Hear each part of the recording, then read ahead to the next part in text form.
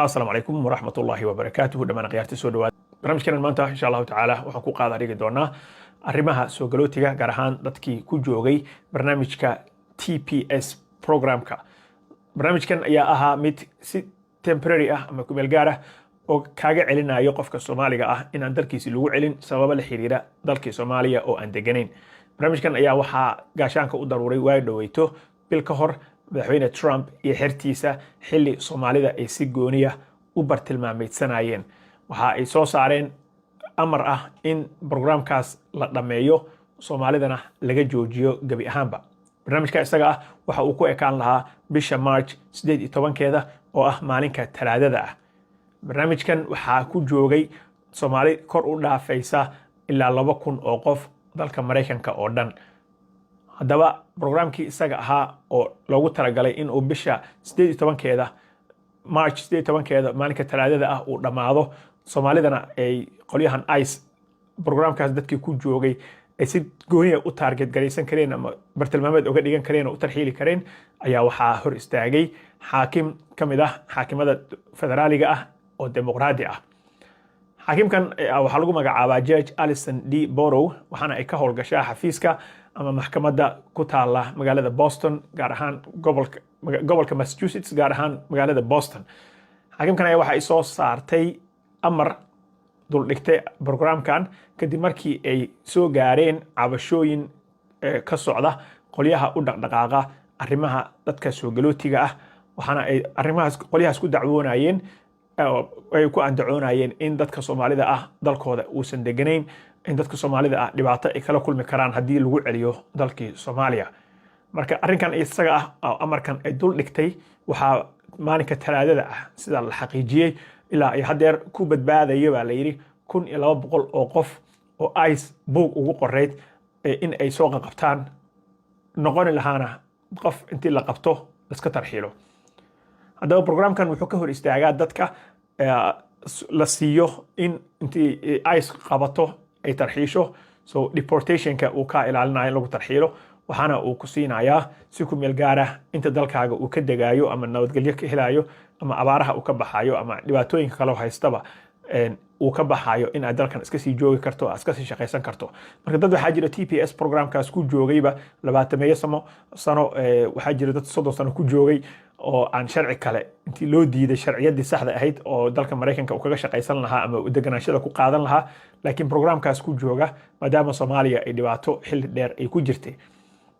Trump ayaa waxa uu iyo xirtiisa ayaa waxa ay sheegayaan hadda Soomaaliya in ay tahay meel relatively safe ah oo lagu noqon karo oo nabadgelyo ay ka jirto laakiin arrinka isaga ah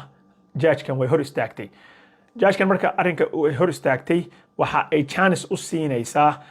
qolyaha dawladda federaalka ka socda ee Homeland Security-ga iyo qolyahan kale oo iyana ka soo horjeeda dadkan Soomaalida ah inay si ku sii sugnaadaan dalka Mareykanka ayaa waxa ay chance u siisay inay iyagana dacwadooda ay keensan karaan. qof kamid ah oo qolyahaas dawladda federaalka u hadlay oo Homeland Security-ga ka socda ayaa waxa uu sheegay in judge-ka noocan oo kale ah oo uu Barack Obama soo magacaabay xilligii hore judge-ka federaalka ah ama xaakimada maxkamadaha federaalka ka howlgala madaxweynayaasha ayaa soo magacaaba. Marka lamana ceyrin karo waana qaybtii kale oo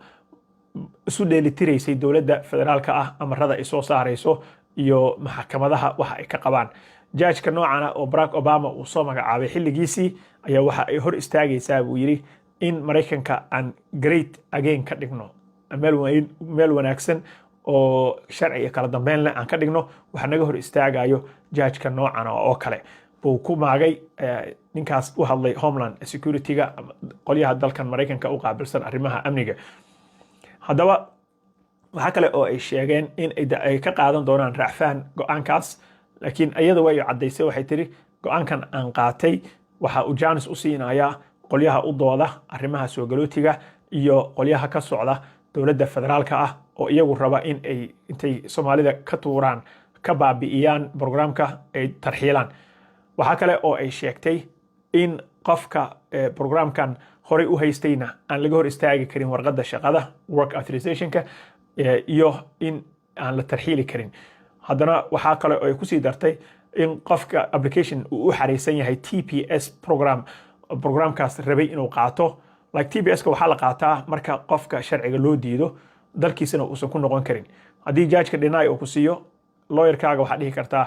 ii xaree TPS programka si dalkan si temporary aan uga sii shaqaysto aan ugu sii sugnaado inta dalkaygii uu ka degayo Soomaalida arrinkaas faa'iido weyn ayaa ugu jirtay inkastoo aysan jeclayn oo ay ka jecel yihiin magangelyo doonka iyo asylumka inay ku qaataan sharciyada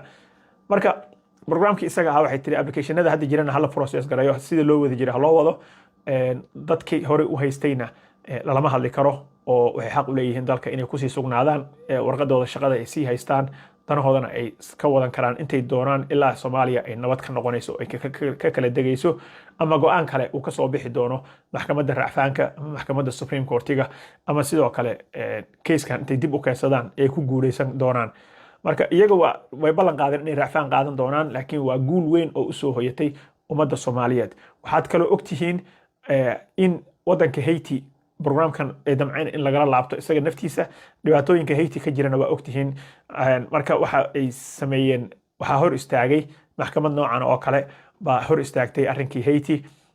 iyaga naftooda 2 usbuuc ka hor ayaa waxa ay isu diyaarinaysay qolyahan ICE ee dadka tarxiisha qabata in intay soo qabato ay iyagana qadka ka saarto so Haiti iyo Nicaragua iyo dowladahaas kale oo dhibaatooyinka ay ka jiraan South America ama North America oo ku yaala ayaa iyagana programkan la damcay in laga joojiyo goolka marka iyo yoolka ay leeyihiin qolyahan Donald Trump iyo xirtiisa waa program ah in ay programkan dhan oo TPS-ka la yiraahdo ay ka taqluusaan inkastoo oo kii Ukraine aan la taabanin kan maaragtay wadamada East Europe oo bariga Europe ka yimaada aan laga taaban iyaga programyadoodii laakiin dadkan kale waxaa la rabaa oo sida goonida loo bartilmaameedsanayo in qadka laga saaro marka arrinkaas isaga ah waa guul weyn oo soo hoyatay waan arki doonaa meesha uu ku dambeeyo iyo xaaladda sida ay noqoto laakiin hadeer waxa ay sheegeen in dadka Soomaalida ah programkoodii ay halkaas ku guuleysteen inay sii joogaan maalinka Talaadada ahna aan la qaban doonin lana tarxiili doonin shaqadii warqadii ay ku shaqaysanayeen iyo work permit-koodii iyo work authorizationkoodina aan loo diidi doonin marka intaas ayaan rabay inaan idinka dabageeyo warkaas aadka u fiican waa mahadsantihiin wassalaamu calaykum waraxmatullaahi wabarakaatuh